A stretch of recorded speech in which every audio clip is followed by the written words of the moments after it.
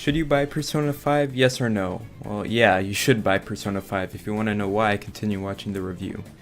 Persona 5 is a JRPG made by Atlus and it is the 6th game in the franchise. The whole Persona series is a spin-off of Atlus's Shin Megami Tensei series, and instead of the dark and edgy tone of Shin Megami Tensei, Persona 5 has a more upbeat tone, but still has some serious stuff sprinkled in for good measure. I'll start with the story. Have you ever watched a long video that starts off heavily edited and very well produced, but then just becomes raw footage as you continue watching it?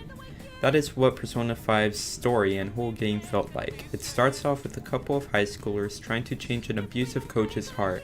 I really enjoyed the slice of life nature that was portrayed in the beginning of the game.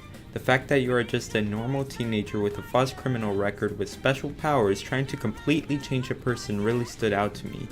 Everything was focused around daily life, which was a smart move by Atlus. However, things felt like it shifted later on in the game. Instead of focusing on high schooler trying to change a person's heart, it centered around a group of popular but anonymous misfits trying to do the extreme that everyone either loves or hates. I wish that it stuck with the first style better because that's what interested me the most. Later on in the game, I really couldn't care less about the story. Heck, even near the end of the game, I just skipped through all the dialogue and cutscenes because it didn't interest me.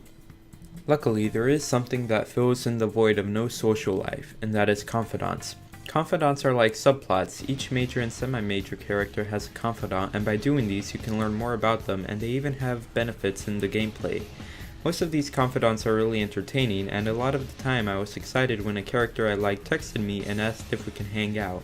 However, some of them fall short, but it's okay because you can completely ignore them if you want to, unlike the main story. Overall, you shouldn't be buying Persona 5 for the story unless what I disliked interested you. If you want a game filled with style, this game is for you. The presentation in Persona 5 is fantastic, from the anime-like art style to the incredible music. This game focuses on the colors red and black, just like how Persona 3 was based on blue and how Persona 4 was based on yellow or gold. Red and black is a very popular combination, but I think they made it look so nice. The colors simply feel good to look at. That leads to the graphics. Even on 720p, I played on PlayStation 3, the game still looks so good to look at, and the art style helps with that. When walking around Tokyo, some of the citizens sort of look like paper. While this might annoy some people, I really liked it. The cutscenes were split in two different ways. One of the ways was the normal graphics, but up close. I enjoyed them a lot, but the anime type cutscenes were the ones I always looked forward to. Then there's some music. It feels so good to listen to the music, whether you're battling a shadow or trying to eat a big cheeseburger. It made me listen to the songs outside of the game, and whenever a video game can make me do that, I can tell the composer did a really good job. There is one flaw with the presentation, however. There is not enough variety. Sure, there's a whole bunch of songs, but every time I ambush a shadow or a shadow surprises me, I hear the do-do-do-do-do-do-do song. Yeah, it's good, but it gets kind of stale after 80 hours. This goes with some of the other stuff as well. Every time you do an all-out attack, you are met with this cool close-up of your party's faces, and then this cool scene, but you can't skip it. I know it's only like 5 seconds long, but it does get annoying after a while. You should take that with a grain of salt, however, because the presentation is absolutely phenomenal. I can't say that about the gameplay, unfortunately. I'd say it's mediocre. You're either doing two things, doing real life stuff or going through a palace. Both of the styles were fun at the start, but I don't think it had enough depth, if you know what I mean. When you're walking around Tokyo, all you're doing is hanging around with your friends or trying to raise your stats.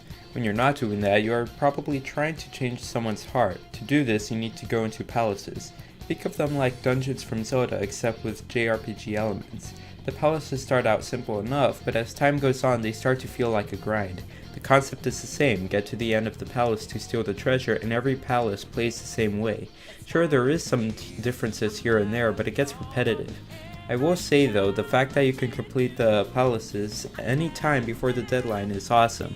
Just try to balance out your social life and stealing the treasure instead of attempting to do the whole palace in one day like I tried to do.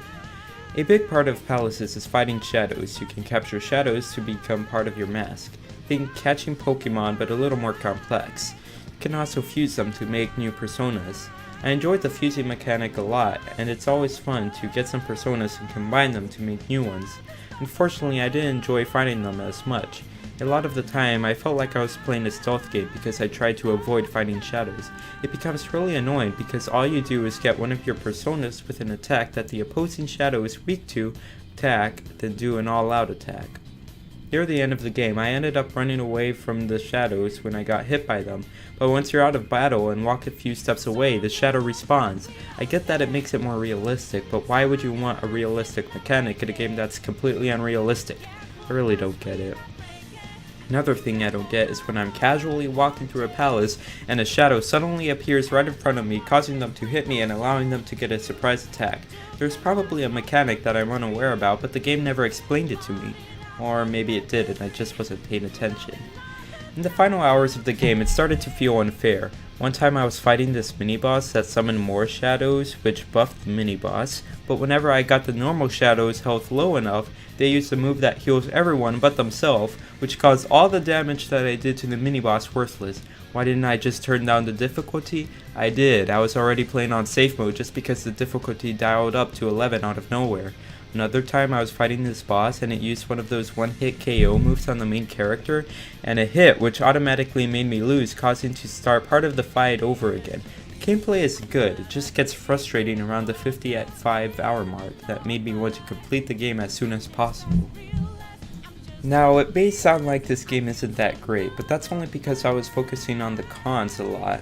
A lot of the things aren't really a big deal. The game is excellent and I highly recommend it to any fan of the Persona series or JRPGs in general. People who want to get into JRPGs are pretty much everyone. If you're looking for a slice of life type story or hate minor annoyances like I previously mentioned, this game is probably not for you. Persona 5 is one of the best games this year. It is really easy to get into. I know this because it was my first Persona game and my first Megaten game in general, so this review had little to no bias. So again, should you buy Persona 5? Yeah.